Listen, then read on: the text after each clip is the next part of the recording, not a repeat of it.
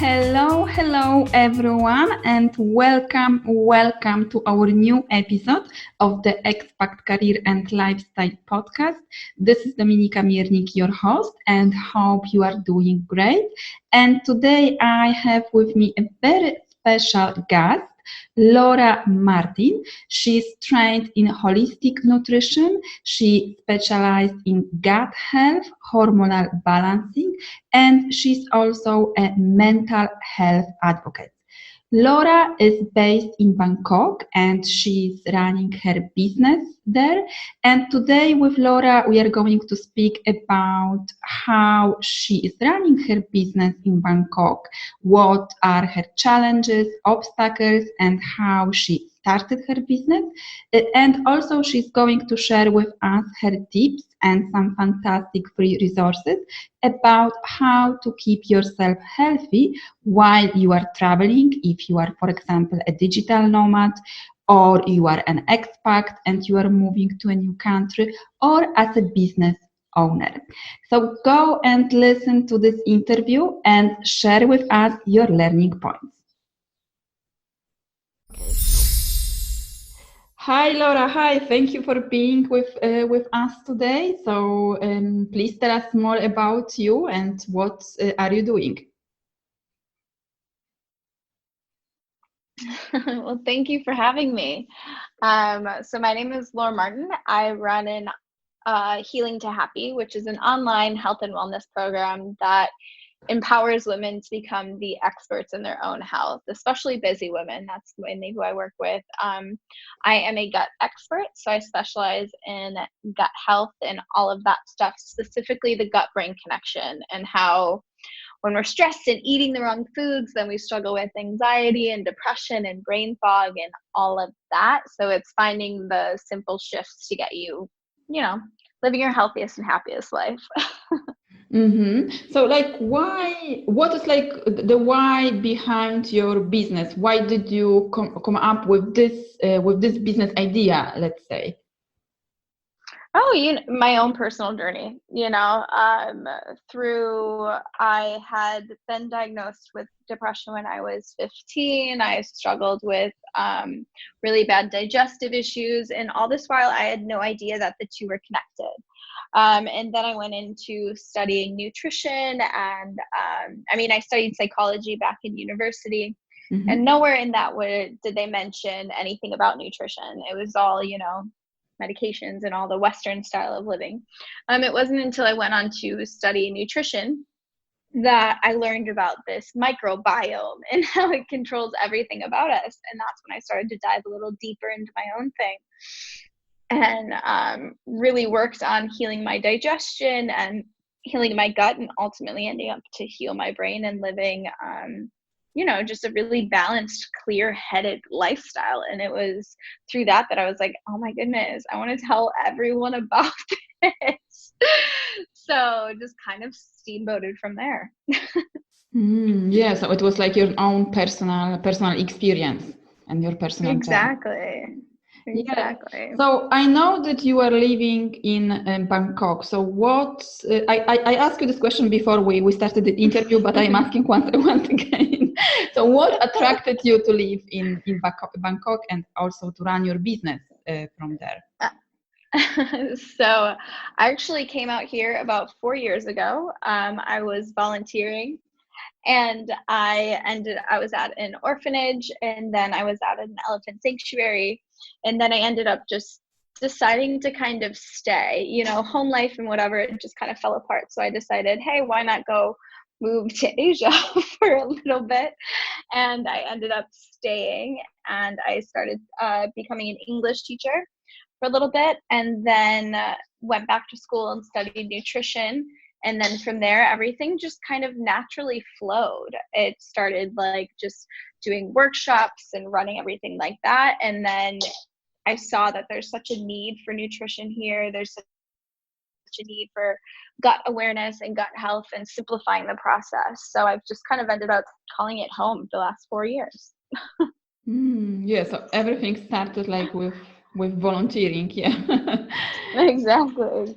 Yeah, so what was like your biggest challenge while starting and growing your business in Asia? Oh And gosh. yeah, and how did you overcome it? Oh gosh, my biggest challenge would definitely be, I mean, one, being in Asia, the culture is very different from what I know, right? Like Asian culture and understanding that kind of way of thinking and way of eating and all of that, it's just very different. Most of my clients, as my company is all online, most of my clients are expats. So Mhm. it's been kind of hard getting into the Thai community. But that's something that I'm currently working on by doing workshops and expanding into like doing more in-person things, like at universities or seminars or like corporate stuff, to kind of help get in the door. But that's been kind of one of the biggest struggles, is getting through there. Mm-hmm. Yeah, so you are trying also like to have not only clients online like expats, but also local clients. Um, Exactly. yeah. Exactly. So like what would you like advise, for example, to an expat woman or globally mobile woman who is thinking to relocate to Bangkok and to run her business from there, like you, for example? What would be your Mhm. advice?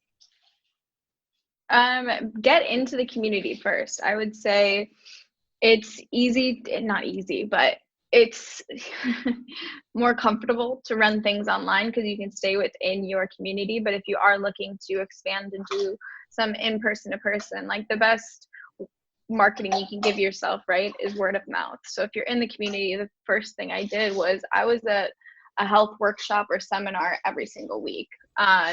Just getting really integrated into that community, and plus you make friends along the way. I think that would be the best thing. And then you sit down and you learn from the people and you can hear what they actually want, as opposed to just assuming like, oh, like how you asked, like how I got started was like, yes, okay, this is my journey, but that's not who I'm catering to. I'm catering to the outside world and what they need.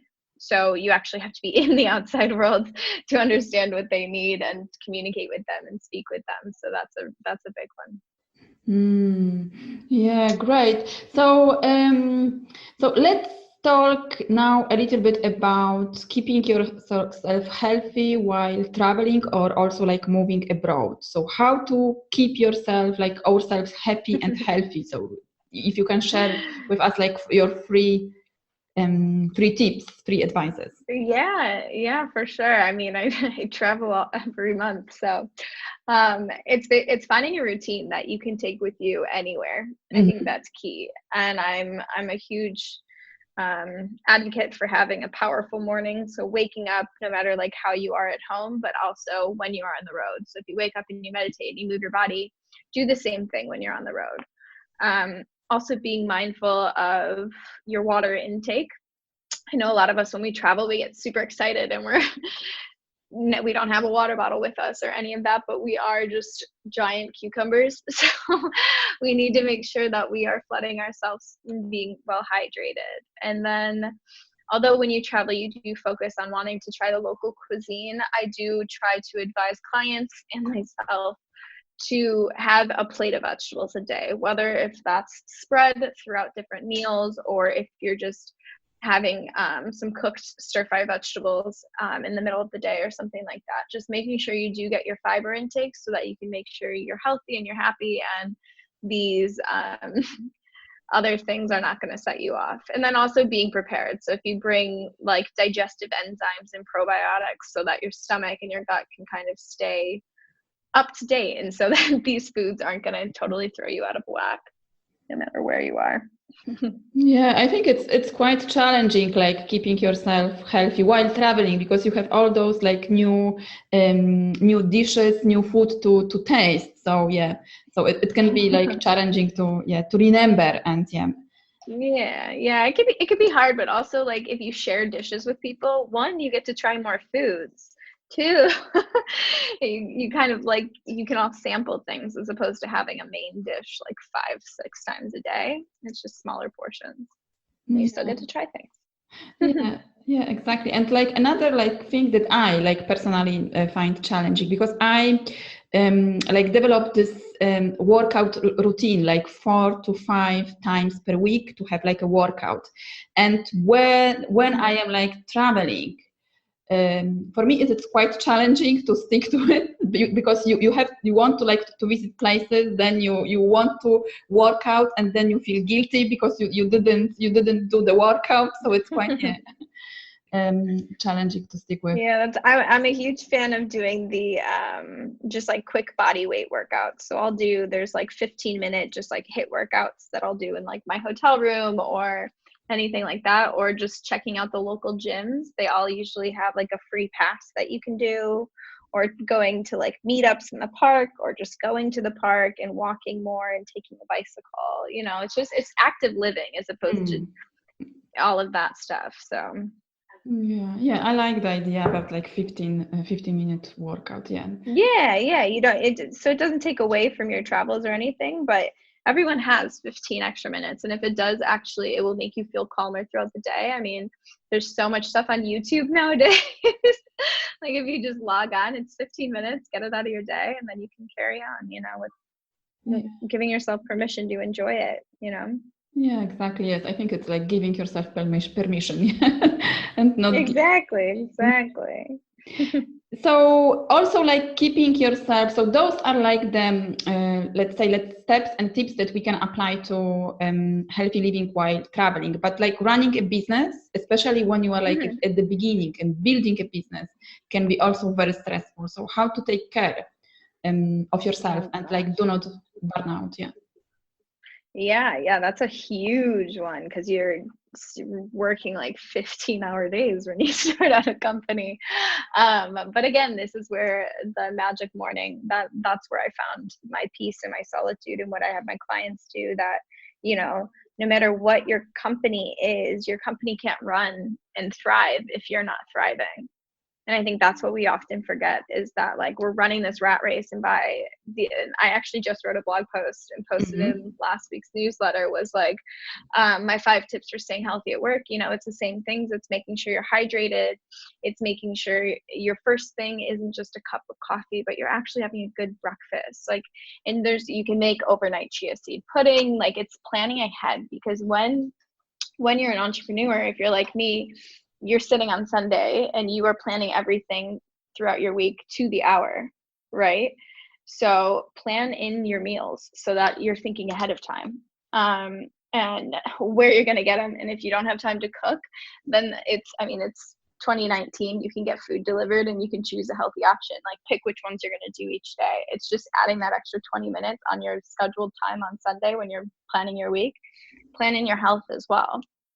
And schedule it like a meeting, right? Like when you tell someone like, oh, I can't come for like drinks after work because, or I can't come to this networking event because I have XYZ and I need to work out, people are going to argue it. But if you're like, oh, I have a 15-minute or 30-minute meeting, you can get your workout in and then you can go. But hold yourself accountable in that sense, because your business needs it. You can't thrive and survive if you're stressed and sick and run down. Your business isn't, you can't like give it to an employee, right? Like, it's just you that can run your company. So it's really, really important that you take care of your health.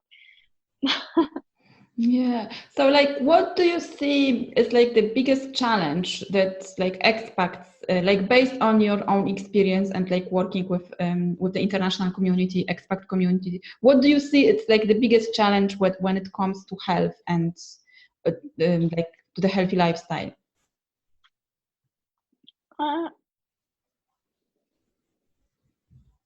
It's the motivation. It's always the motivation, because a lot of us aren't very motivated. It's like losing weight and stuff like that, yes, but it's figuring out the habit that's going to get you there. I think that's the hardest thing. And that's why, like, again, I'm coming back to the morning routine thing, but it's like when that becomes a habit, it doesn't matter where you are in the world, that's a habit. You're just going to do it instinctively. It makes you feel good. It just is something that you do in a robotic kind of way. But yeah, So I would say definitely finding a habit that works for you and building from there. It's not like you wake up one morning and all of it, you're just going to be able to toss in the towel and become the healthiest human. It's finding one thing that you can start with.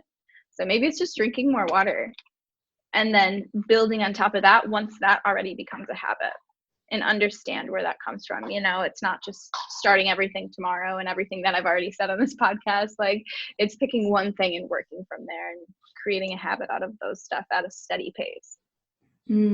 Yeah, I think this is very important, like what you said, like picking one thing and focusing on one thing and like developing this habit. So yeah, so this is very, very important, because sometimes we are trying different things and we are not like successful, or we are losing our motivation, but like sticking and developing. Yeah.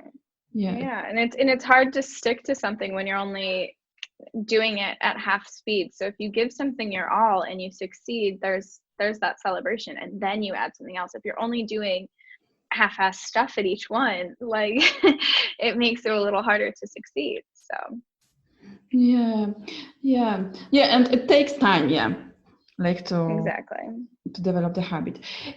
So like we, like here in Europe, we are in summertime. So what is like your one number? So I saw your website, I saw all the beautiful pictures that you have. So what is like the number one secret to have like a healthy and beautiful body for the summer, let's say?